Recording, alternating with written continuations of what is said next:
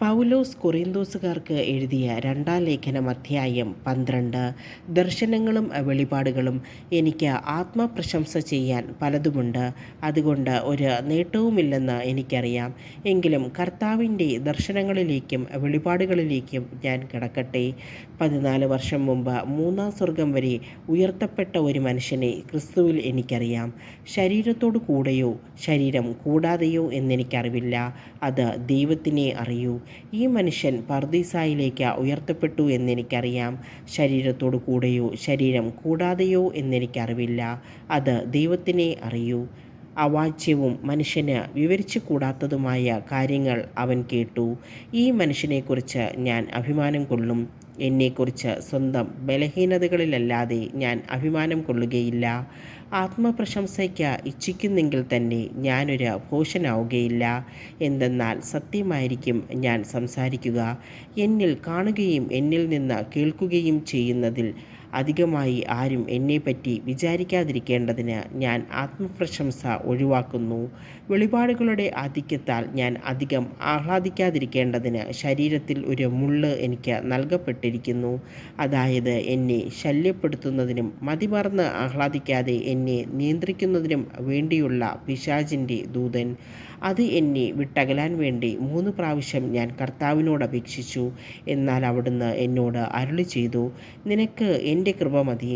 എന്തെന്നാൽ ബലഹീനതയിലാണ് എൻ്റെ ശക്തി പൂർണ്ണമായി പ്രകടമാകുന്നത്. ക്രിസ്തുവിൻ്റെ ശക്തി എൻ്റെ മേൽ ആവസിക്കേണ്ടതിന് ഞാൻ പൂർവാധികം സന്തോഷത്തോടെ എൻ്റെ ബലഹീനതയെക്കുറിച്ച് പ്രശംസിക്കും. അതുകൊണ്ട് ബലഹീനതകളിലും ആക്ഷേപങ്ങളിലും ഞെരുക്കങ്ങളിലും പീഡനങ്ങളിലും അത്യാഹിതങ്ങളിലും ഞാൻ ക്രിസ്തുവിനെ പ്രതി സന്തുഷ്ടനാണ്. എന്തെന്നാൽ ബലഹീനനായിരിക്കുമ്പോഴാണ് ഞാൻ ശക്തനായിരിക്കുന്നത്. പൗലോസിൻ്റെ വ്യഗ്രത. ഞാൻ ഒരു ഭോഷനായി പോയല്ലോ. നിങ്ങളാണ് അതിന് കാരണക്കാർ. എന്തെന്നാൽ നിങ്ങളെന്നെ പ്രശംസിക്കേണ്ടവരായിരുന്നു. ഞാൻ നിസ്സാരനാണെന്നിരിക്കലും ഈ അപ്പോസ്തല പ്രമാണികളെക്കാൾ ഒട്ടും കുറഞ്ഞവനല്ല. തെളിവുകളോടും അത്ഭുതങ്ങളോടും ശക്തികളോടും കൂടി എല്ലാ തരത്തിലുമുള്ള സഹനങ്ങളിലും ഒരു അപ്പോസ്തലന് ചേർന്ന അടയാളങ്ങൾ നിങ്ങൾക്ക് നൽകപ്പെട്ടു. ഞാൻ നിങ്ങൾക്ക് ഒരു ഭാരമായി തീർന്നിട്ടില്ല എന്നതിലൊഴികെ മറ്റെന്തിലാണ് നിങ്ങൾക്ക് മറ്റു സഭകളേക്കാൾ കുറവ് വന്നിട്ടുള്ളത്?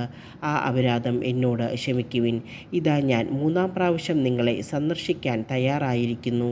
തീർച്ചയായും ഞാൻ നിങ്ങൾക്ക് ഒരു ഭാരമായിരിക്കുകയില്ല. എന്തെന്നാൽ ഞാൻ കാംക്ഷിക്കുന്നത് നിങ്ങളെയാണ്, നിങ്ങൾക്കുള്ളതല്ല.